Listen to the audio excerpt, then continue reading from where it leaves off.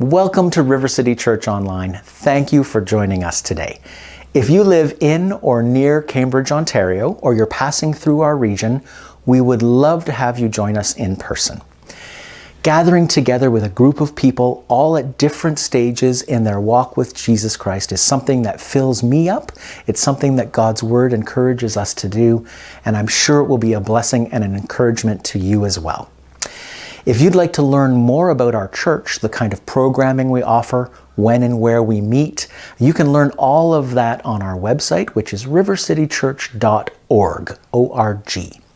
It's our prayer that you're blessed by what you hear today, so let's go and join our pastor for this week's message.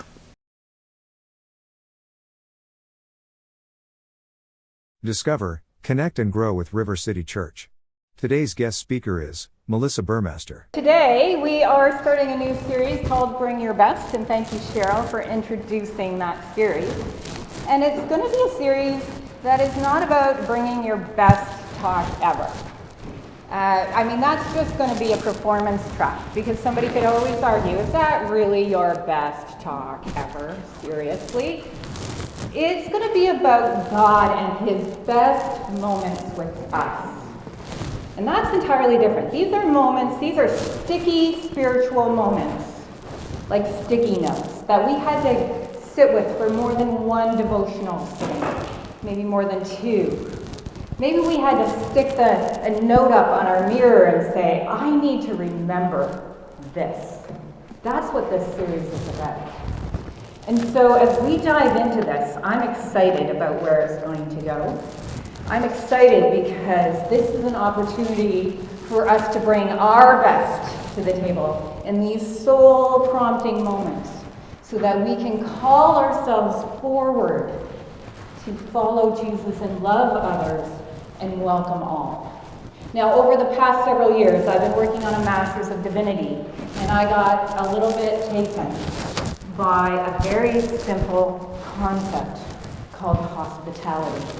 And I'm not talking about the commercial hospitality that's out there that you experience. I'm talking about gospel hospitality. And some of you honestly in here might be thinking, well, I'm not sure if that pertains to me. Like about half of us stereotypically might be thinking it's a female preoccupation of concern. But I want to remind you of a few things about River City. We like to eat. All of us equally like to eat at potlucks and more. We are enthusiastic about it. And those wing nights are a cherished event with this church. And you men, you like to invite them. You like to bring them. And somebody else does the cooking. And you all have a good time together. So don't tell me hospitality doesn't touch your heart.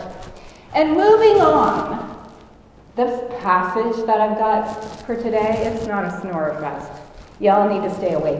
There's more than just crusty bread in here. There is crusty controversy. Jesus is stirring that pot, my dear friends. And for the theologically intense folks, the act of hospitality is fundamentally linked to the gospel, and powerfully so. And it's going to prompt us to a very serious question, and it might be uncomfortable. If the gospel is really in our hearts, who are we inviting into our homes? Needless to say, this is not going to be an out time. And Kevin, Jay's, or Jesus? Jesus. We're going for Jesus. Okay, got me? Let's rethink hospitality together and see how it impacts us individually and as a community. So I'm going to be reading from Luke 14, and if you want to go into this book, that is on page 847. It's going to be behind me, but I've got my big notes here so I can see it. And I'm going to begin reading at verse 1. And I just want to say before we go into this, Jesus is talking to the Pharisees, and they are a religious inner crowd, okay? So as we are reading this and we are taking it into our souls, I want us to get into that posture of what is Jesus saying to us. Don't be looking at this and going, oh, I wonder what he has to say to the neighbor, okay? Because that doesn't change anything. What is Jesus saying to you and I personally? One Sabbath, when Jesus went to eat in the house of a prominent Pharisee, he was being carefully watched. And there in front of him was a man suffering from an abnormal swelling of his body. And Jesus asked the Pharisees and the experts in the law, is it lawful to heal on the Sabbath or not? But they remained silent. And so taking hold of the man, he healed him and sent him on his way. And then he asked them, if one of you has a child or an ox that falls into the well on the Sabbath day, will you not immediately pull it out? And they had nothing to say. And when he noticed how the guests picked places of honor at the table, he told them this parable. When someone invites you to a wedding feast, do not take the place of honor, for a person more distinguished than you may have been invited. And if so, the host, who invited both of you, will come and say to you, give this person your seat. Then, humiliated, you will have to take the least important place. But when you are invited, take the lowest place, so that your host will come and say, friend, move up to a better place. Then you will be honored in the presence of all the other guests. For all those who exalt themselves will be humbled, and all those who humble themselves will be exalted. Then Jesus said to his host, when you give a luncheon or a dinner, do not invite your friends, your brothers or sisters, your relatives, or your rich neighbors. If you do, they might invite you back, and so you will be repaid. But when you give a banquet, invite the poor, the crippled, the lame, the blind, and you will be blessed. Although they cannot repay you, you will be repaid at the resurrection of the righteous. In the context of this mealtime, Jesus is saying a whole lot about hospitality, about who we spend our time with, what people we will or we won't invite into our homes. And so we're going to situate ourselves into this text, and we're going to go into some of those juicy details. Now, within the context of Luke's writings, it's kind of interesting. Meal times are not unique. He is especially interested in meal times. He wrote 19 stories about meals, and 13 of those stories are unique to his gospel alone. In comparison to miracles, Luke wrote 16 miracles and 19 meals. It seems like he's writing about meal times whenever the story of Christ allows. Or perhaps he's seeing things through the lens of mealtime activity. Now, within this individual passage, there's 3 little stories that he could have easily pulled apart and attached to something else. But he kept them all tightly woven together. And so this mealtime is anchoring 3 ideas, and they're forming a narrative line of concern around hospitality, which has gospel implications.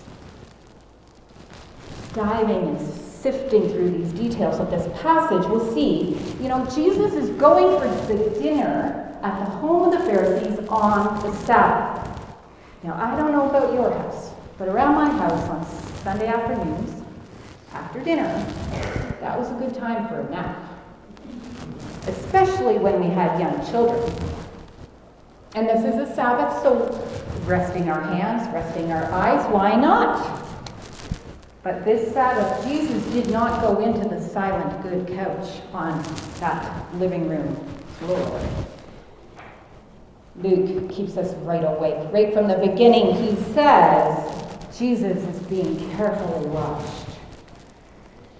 And by this point in the account, Luke has built up a reputation for being at odds with those Pharisees and religious groups of his time, and whether he was invited into this dinner party just to get caught doing something wrong, Jesus is not discouraged. He's not going to shy away from debate or controversy. He's going to show up to this party. In fact, they're not even at the house of the Pharisees, and he stirs the pot. There's this man with this abnormal swelling. And he says, should I heal this person or not? They don't respond. Of course he heals them. And then he goes on with another tricky question and says, if one of you has a child or an ox and they fall into a well, will you not immediately pull them out? Jesus gets even more silence. Because of course, if they had an ox fall in, if their only male child descendant fell into a well, of course they would pull them out. And at this point of the day, you're wondering, okay, is the Sabbath all going to be arguing about healing on the Sabbath day? But that conversation dies away and another controversy comes up. The guests arrive at the Pharisees' house, and Jesus says he noticed how these guests have picked seats of honor. He takes the route to be very frank, but does it in a friendly way. He uses a parable. When someone invites you into a wedding feast, do not take the place of honor, for a person more distinguished than you may have been invited. Take the lowest place, so that when your host comes, he will say to you, friend, move up to a better place. Then you'll be honored. Not the nicest way to settle into a dinner time conversation, right? To sit there and criticize everyone around you about how they're choosing seats around the table. That was to accuse and offend the most, if not all of them. This was prominent people of the community gathered around this table. It's just like the ladder climbing society that we have today in commerce, in education, in government, wherever you find yourself. And so healing on the Sabbath, then humility and hospitality, but then he goes into something else. And if the pots are not boiling on the stove, the lid is going to flow clear off the lid. And he says to the host, when you give a luncheon, do not invite your friends, your brothers or sisters, your relatives or your rich neighbors. If you do, they may invite you back, so you will be repaid. Invite the crippled, the lame, the blind, and you will be blessed. Although they cannot repay you, you will be repaid at the resurrection of the righteous.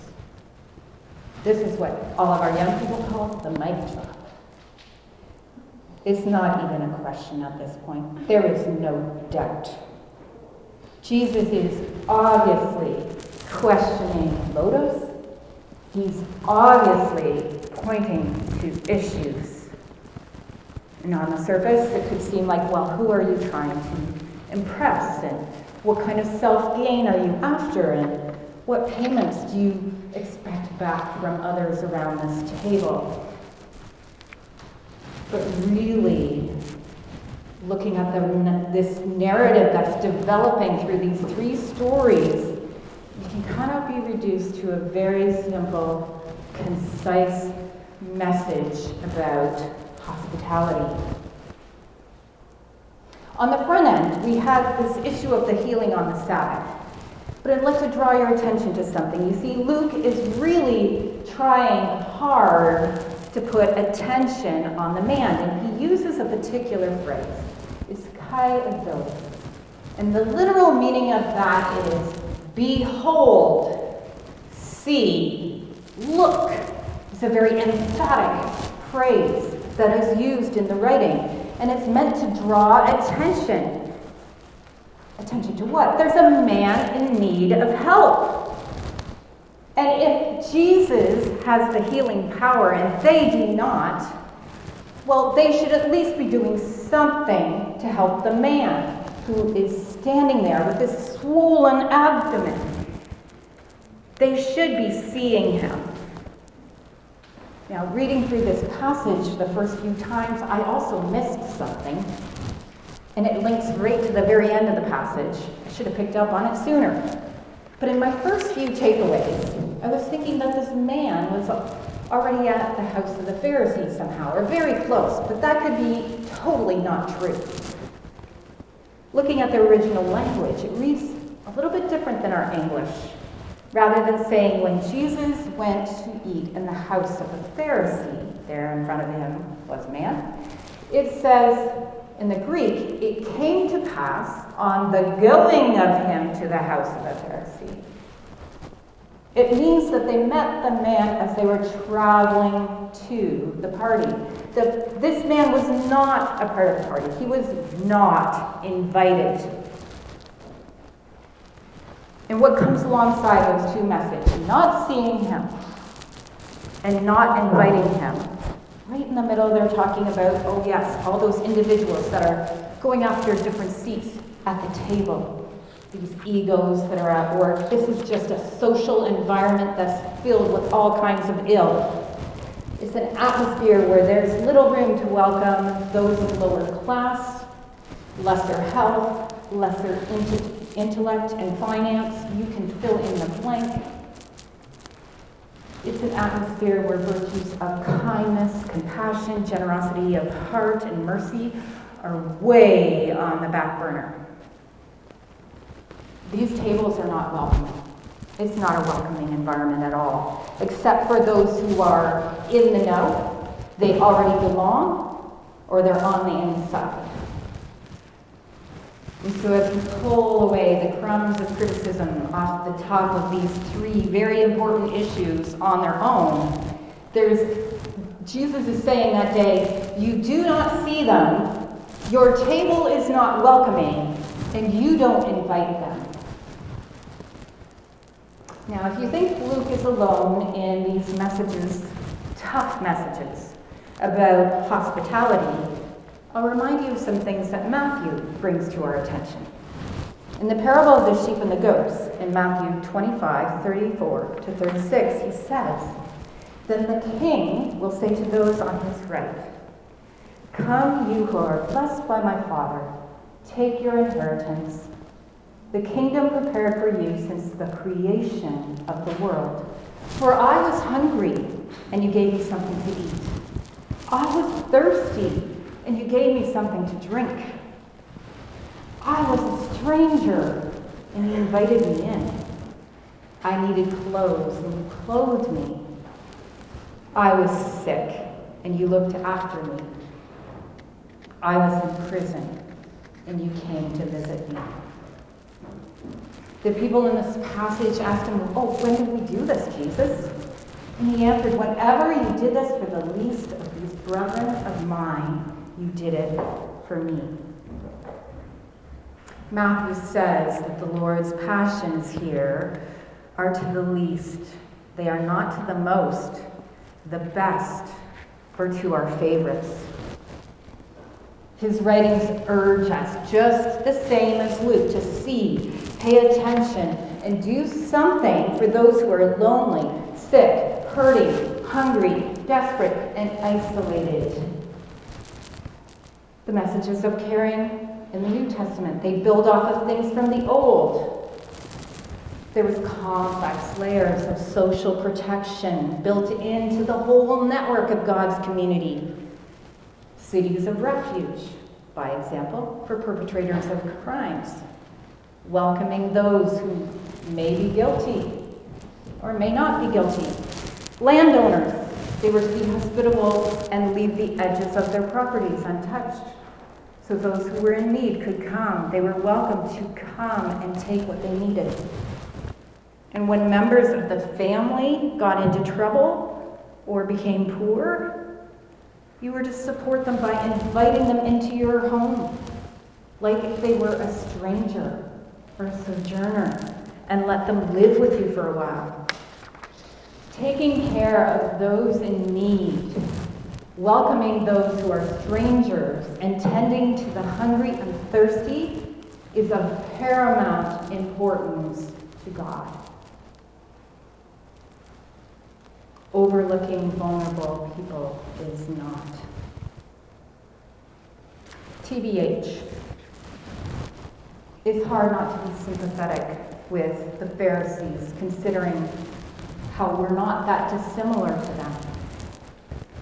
It's easy to become preoccupied with our own lives. It's easy because our culture and our economics demand us to work very hard to have places to live, to build enough wealth to buy a home. And our young people are going to be so challenged. We've lived with too little margin, and many of us juggle overcommitments to worldly, earthly, and virtual things. And between our home life and our work demands, schools, extracurricular endeavors, vacationing needs, family emergencies, real or exaggerated, there is little time to listen to God's call that comes in this passage. There's little time to pay attention and see those who are overlooked in our communities and society. We've all been a part of this cultural system of society that is, and education systems, nurturing narratives like the American dream in the Canadian context, where we need to be upwardly mobile like the Pharisees in their day. The problem back then and there is here and now, too. So is there hope for us to be different than the Pharisees? Is there a way for us to be present and hospitable to those around us without loading on our backs heavy burdens? We're not trying to create more laws, remember? We're trying to be gospel. And so perhaps maybe we could just rethink what hospitality is going on in this passage and see what layers of hope lie within it, so that we can please God and activate the gospel in our relationships. Rethink number one. Who is right in front of you? You see, in the passage, the man that was needing help wasn't down some far back alley. They didn't have to go out of their way to find him at all. He was right there in front of Jesus. Luke made sure we knew that. And so neither do we need to go running down all kinds of back alleys and places. We just need to look right in front of our eyes. Jesus' example is simple. He says, stop and look and see who's right there, because that's where God wants you to start first. Rethink number two. A simple feast is a powerful starting point. I appreciated this readings from one of the commentaries I was in.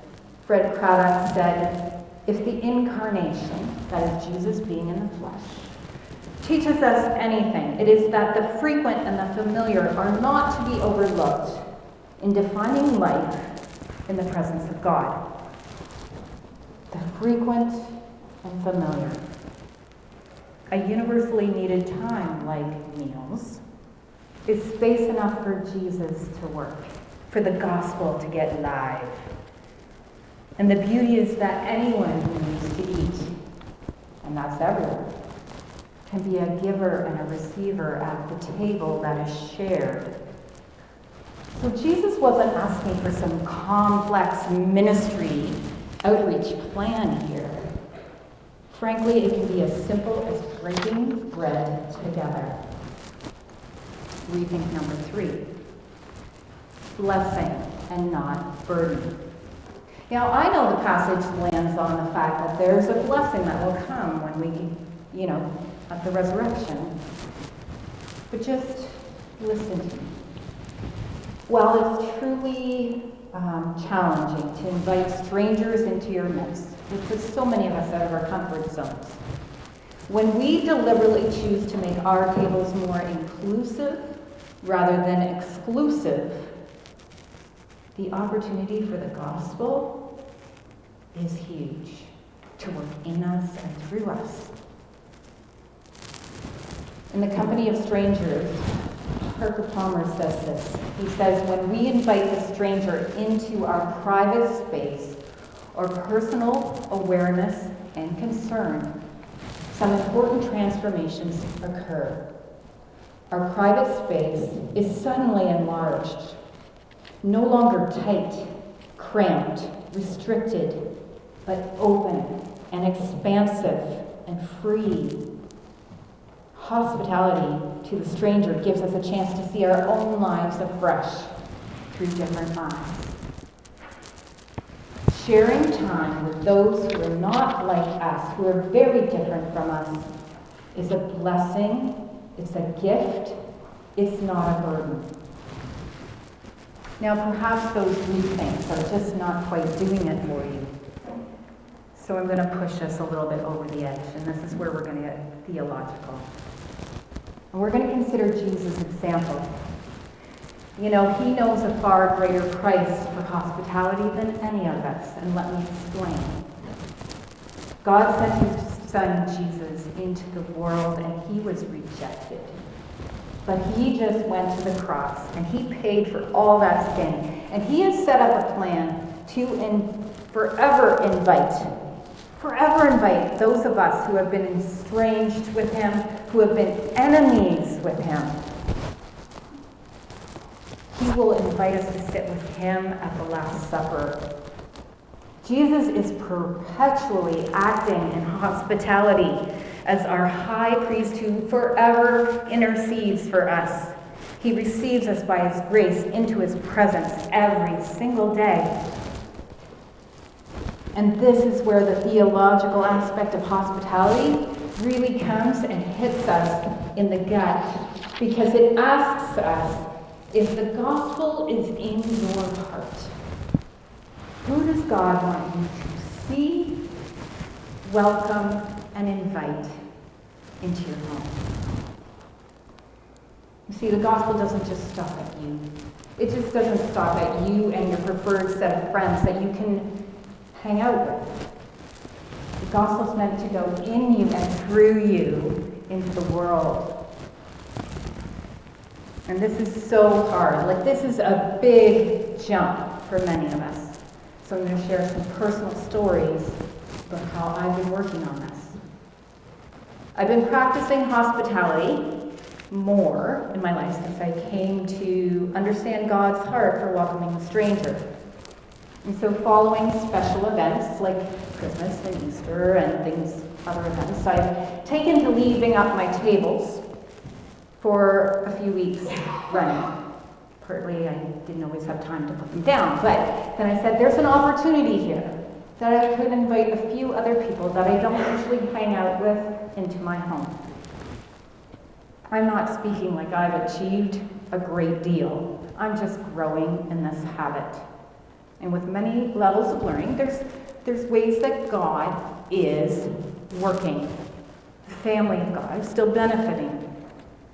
And so as I've drawn some people together, I have thought about people that I don't normally hang out with. I've thought about new people. I've thought about inviting people that might be good to mix up together in a group, in a dinner party. And some people that are very different from me, too.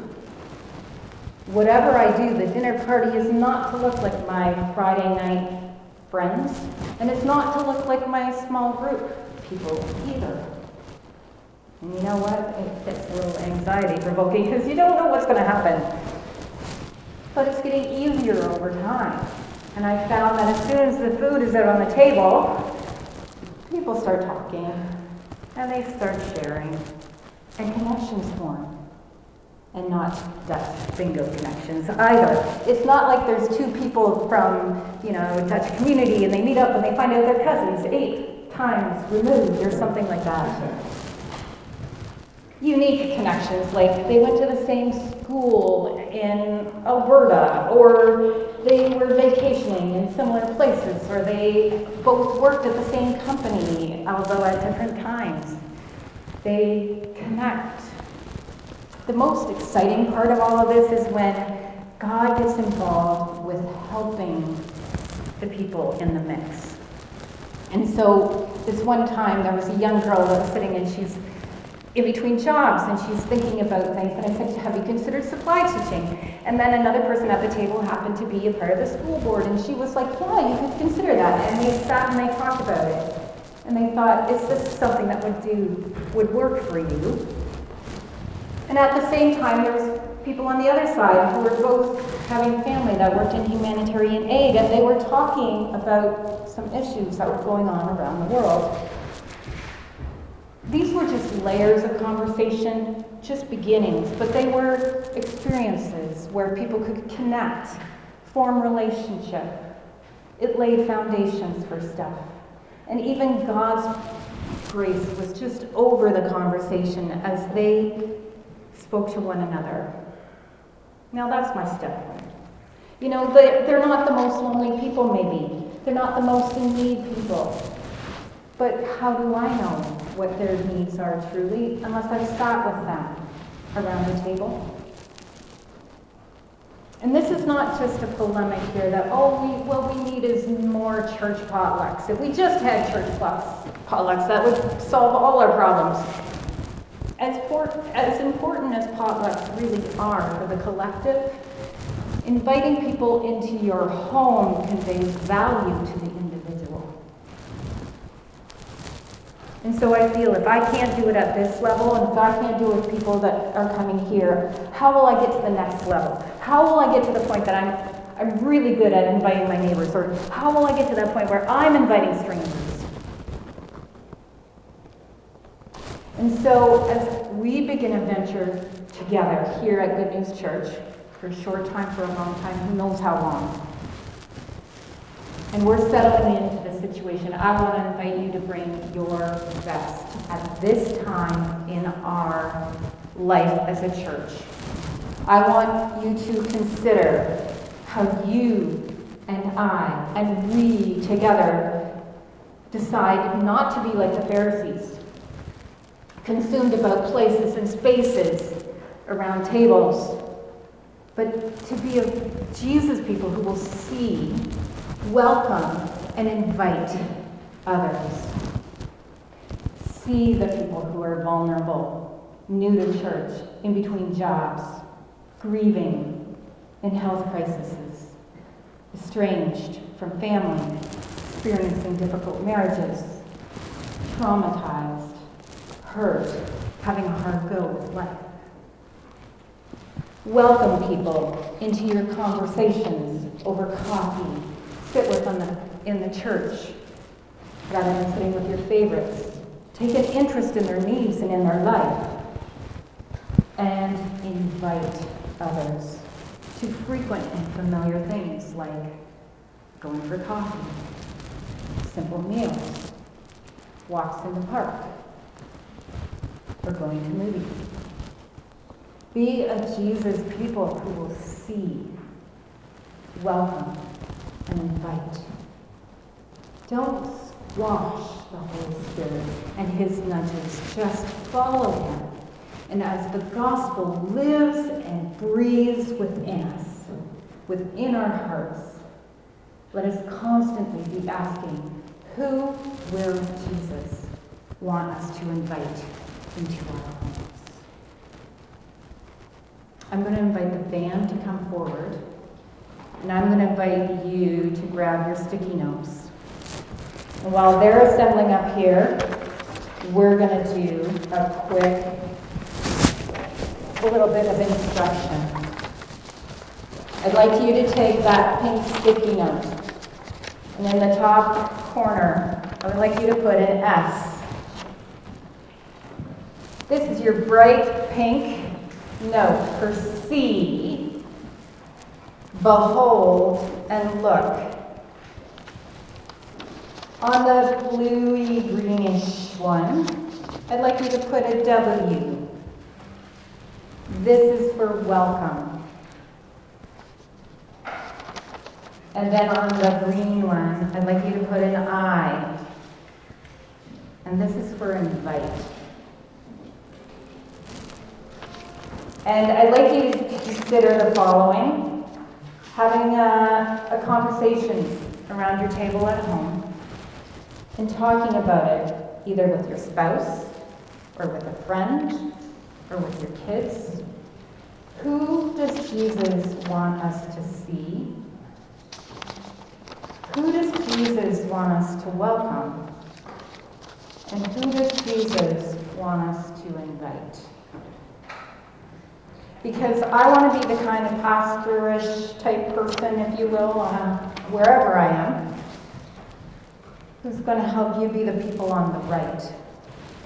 To be the people that God says, you saw me when I was hungry, you saw me when I was lonely, you saw me when I was grieving, you saw me when I was down on my luck. You saw me, and you invited me in. That's my heart for you. God bless. Thanks for checking us out today. We hope that you will join us here on YouTube or in person next week to continue our study of God's Word. It would be really helpful if you could like this video and subscribe to our YouTube channel. Subscribing is one of the best ways to stay connected with our church as we journey together in our study of God's Word and growing to be more like Jesus Christ. If you have questions about your faith, please go to our website, rivercitychurch.org, and click on the Contact Us tab. We would love to hear from you and learn how we can serve you better. We exist in this community because of generous support from donors like you. If you would like to support this ministry because you were blessed by what you heard today, please go to our website, rivercitychurch.org, and click on the Giving tab. There'll be all kinds of options there for you where you can give to support our ministry in Cambridge, Ontario. Have a great week. I hope that God surprises you with His love today and every day. Thanks for watching.